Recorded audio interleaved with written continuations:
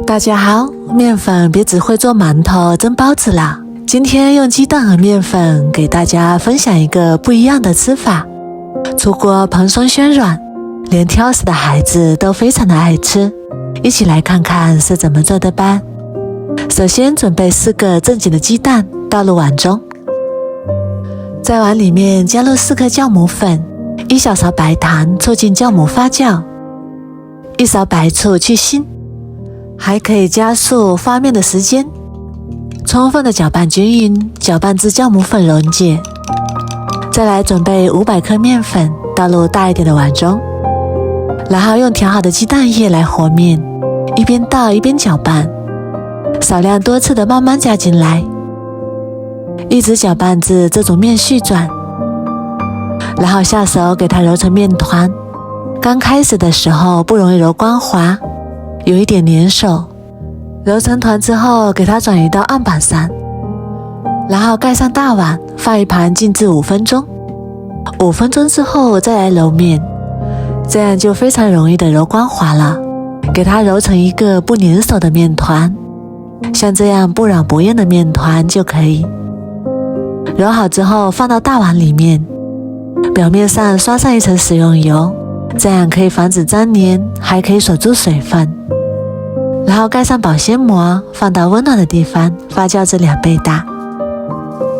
再来准备适量的豆沙馅，先放一旁备用。面团变得胖乎乎的，像这样就已经发酵好啦。撕开保鲜膜看一下，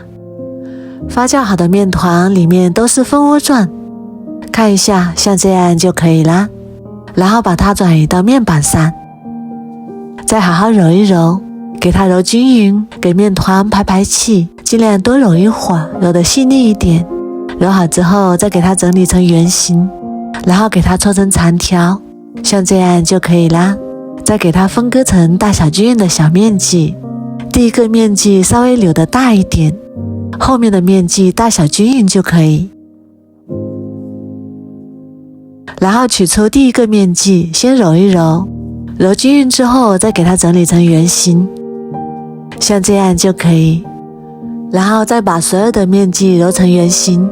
揉好之后先放一旁备用。然后先把第一个揉好的面团取出来，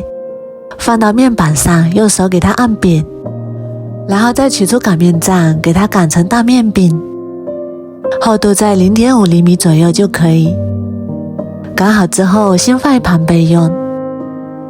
然后把剩下的小面团擀成包子皮，给它擀的中间厚一点，边缘稍微薄一点，像这样就可以啦。擀好之后放入一勺豆沙馅，再给它包起来，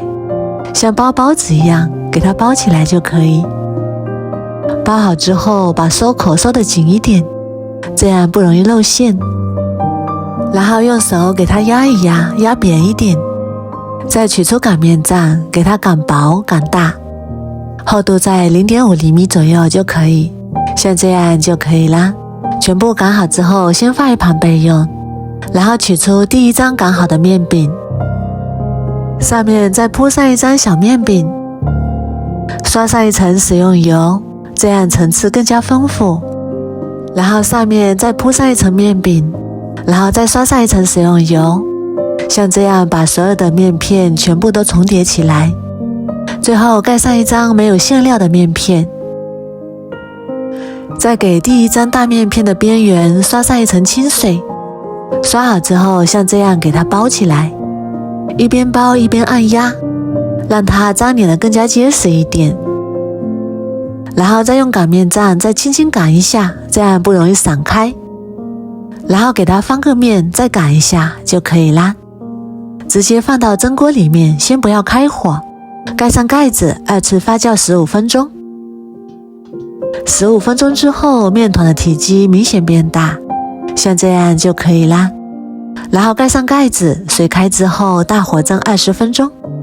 接下来准备一个鸡蛋黄，再加上几滴白醋去腥，然后用刷子把鸡蛋黄搅散，先放一旁备用。时间到，我们的鸡蛋大饼就已经蒸熟啦，看一下非常的蓬松鲜软，这时候的大饼就可以直接吃了。如果喜欢吃表面酥脆一点的，就把它取出来放在烤盘上，表面刷上一层鸡蛋液，给它刷均匀，然后把烤箱提前预热，上下火150度烤10分钟左右。时间到了，我们打开看看，哇，好香啊，颜色也非常的漂亮，金黄金黄的。然后给它取出来，稍微放凉之后给它分成4份，这样方便使用。一个非常好吃的鸡蛋千层饼就做好啦。这样做出来的千层饼层次丰富，蓬松鲜软，香甜可口，连挑食的孩子都非常的爱吃。还有一点温热的时候，把它放到保鲜袋里面，凉了也不会硬。如果你也喜欢，赶紧收藏起来试试吧。我每天都会更新不一样的美食视频，喜欢我的视频就关注我吧，谢谢您的支持。